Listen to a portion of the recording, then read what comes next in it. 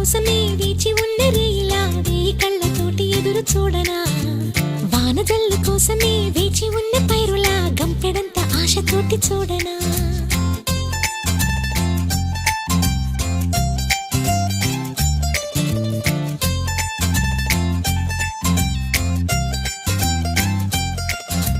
జోల పాట కోసం ఉయ్యాలలోన చంటి పాపలాగా కోడి కూత కోసం తెల్లారు జాము పల్లెటూరిలాగా ఆగనే లేనుగా చెప్పవా నేరుగా గుండెలో ఉన్న మాట ఏ ఒకటి రెండు మూడు అంటూ అరే ఒక్కో క్షణాన్ని నేను